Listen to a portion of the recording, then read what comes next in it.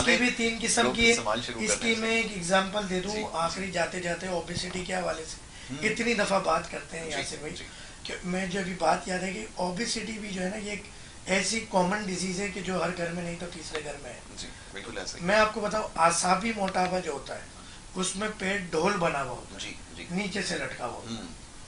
اسی طرح اگر ہم یہ بات کریں عضلاتی جی سوداوی ہوں. موٹاپے کی تو وہ پیٹ سینے کے نیچے سے باہر نکلا ہوگا. باہر نکلا ہوتا ہے بالکل ٹھیک ہے. اور اگر ہم بات کریں غدی صفراوی موٹاپے کی ہوں. تو وہ سائڈ سے باہر نکلا ہوگا. ایسے ہی. تو جتنی بھی بیماریاں ویسے تو ہم بائیفرکیٹ ان کو 6 ڈفرینٹ آف ڈیزیز میں کرتے ہیں ایک ہی ڈیزیز کی 6 اقسام. ہوں. تو یہ آپ کا جو ہے عضلاتی بیماریوں میں بہت فائدہ ہے. بالکل ٹھیک ہے. تو اس میں عضلاتی بواسیر ذہن جس کو کانسٹیپیشن ہو جی اور بواسیر یا خون پھر میں ایک دفعہ پھر نشانیاں بتا رہا ہوں جی جی تینوں مزاج کی کہ اگر کسی کو کوئی زخم ہے خارش ہے جی اگر وہاں پر پیپ نکلتی ہے ہوں. تو وہ صفراوی کنڈیشن میں بالکل ٹھیک ہے. سوزا کی زہر بڑا ہوا ہے. ہوں. اگر ہم بات کرتے ہیں جو ہے اس میں پانی نکل رہا ہے جی تو آتشی کی زہر بڑا ہوا ہے اعصابی جی سچویشن ہے. عضلاتی کیمیکل بڑا ہوا ہے ہوں. تو بواسیری زہر بڑا ہوا ہے. جی تو بواسیری زہر کا مطلب بواسیر نہیں ہے جو جی المعروف چند حکماؤں کی وجہ سے ہو گیا. سب سے پہلے تو ایک حدیث شریف سناتا جی ہوں میں اس حوالے سے اکثر کہ نبی کریم نبی عظیم صلی اللہ علیہ وسلم نے کرم فرمایا کہ جو شخص جسم کے اعضاء کے بارے میں نہ جانتا ہو اور دوا کی ماہیت نہ جانتا ہو وہ علاج کرے تو گویا اپنا ٹھکانہ جہنم میں دیکھے.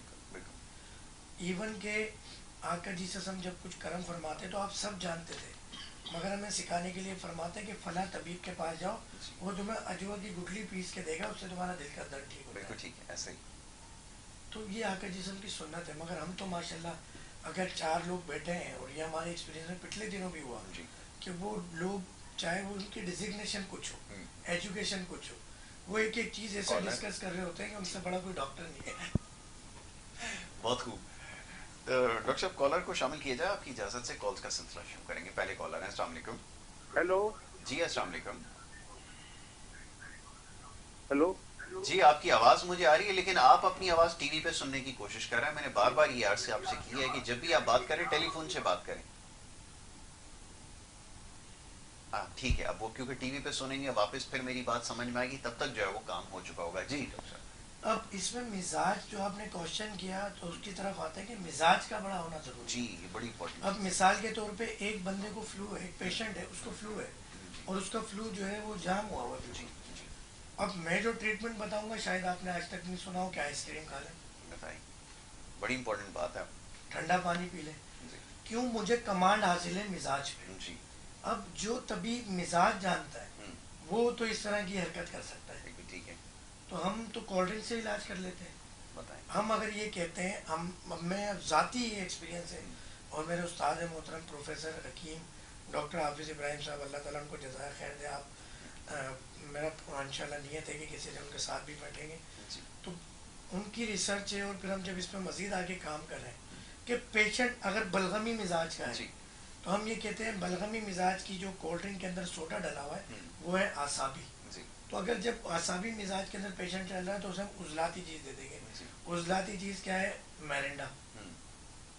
ہم اسے میرنڈا پلا دیں گے. ٹھیک ہے. اورنج رنگ اورنج کی رنگ کی بوتل جو ہے ہوتی ہے. بوتل پلا دیں گے تو اس کو کہیں نہ کہیں فائدہ ہو جائے گا. ٹھیک ہے. اب اسے پینی ہے تو بھائی جب پینی ہو آپ یہ پی لو. ٹھیک ہے. اب یہ حرکت کون کر سکتا ہے جو آپ کے مزاج کو مزاج سمجھتا ان ہو. ٹیکنیکلی تمام چیزوں کو سمجھ لیں. اب اگر ایک پیشنٹ جو ہے وہ خشکی کا پیشنٹ ہے اس کو اگر کولڈ ڈرنک پینی ہے بواسیری زہر اس کی باڈی میں پڑا ہوا ہے جی تو وہ جو ہے نا وہ بلیک رنگ کی جو ہے نا وہ کالی بوتل کالی پی بوتل لیں. ٹھیک ہے. تو وہ ہر کیسز میں کالی نہیں. بوتل ہاں یہ ہر کیسز میں یہ بات درس کی یہ وضاحت فرما خشکی دیں بھی 3 قسم لوگ کی ہے. استعمال شروع اس کر کی دیں. میں ایک ایگزامپل دے دوں جی آخری جاتے جاتے اوبیسٹی کے حوالے سے ہوں. اتنی دفعہ بات کرتے ہیں جی یاسر بھائی جی کہ میں جو ابھی بات یاد ہے کہ اوبیسٹی بھی جو ہے نا یہ ایک ایسی کامن ڈیزیز ہے کہ جو ہر گھر میں نہیں تو تیسرے گھر میں ہے. جی بالکل ایسا ہی. میں آپ کو بتاؤں اعصابی موٹاپا جو ہوتا ہے اس میں پیٹ ڈھول بنا ہوا ہوتا جی جی ہے نیچے سے لٹکا ہوا ہوتا ہے. ہوں. اسی طرح اگر ہم یہ بات کریں عضلاتی جی سوداوی موٹاپے کی تو وہ پیٹ سینے کے نیچے سے باہر نکلا ہوگا. باہر نکلا ہوتا ہے. بالکل ٹھیک ہے.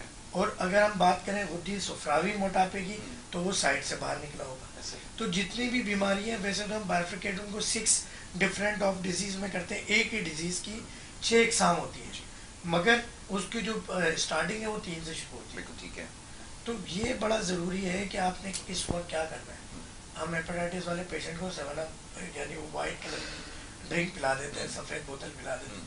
تو یہ جب آپ کر سکتے ہیں, جب آپ اب یہ کولڈ ڈرنک جو بھی پینی ہے, جو سن رہا ہے فالو کر رہا ہے, ٹھنڈی نہیں پینی ہے. جی اس کو فریج کی ہوا نہ لگی ہو کر. بالکل ٹھیک ہے. کیوں؟ فریج کے اندر اے سی کے اندر یہ جو آرٹیفیشیل گیسز ہوتی ہیں, جی اس سے جو مصنوعی ٹھنڈک پیدا ہوتی ہے, یہ اتنا نقصان پہنچاتی ہے کہ میں آپ کو نہیں بتا سکتا. یہ وہی گیسز ہیں جو ایک مردے کو ٹھیک رکھتی ہیں سرد خانے کے اندر. بالکل ٹھیک ہے. تو آپ سوچیں کہ ایک قدرتی نظام کو ٹکر دے رہی ہے وہ گیس, بالکل تو ایسا. ڈیفینیٹلی وہ فائدہ نہیں پہنچائے گی. بہت اچھی بات. تو ہم نے ان چیزوں کو بڑا فالو کرنا ہے.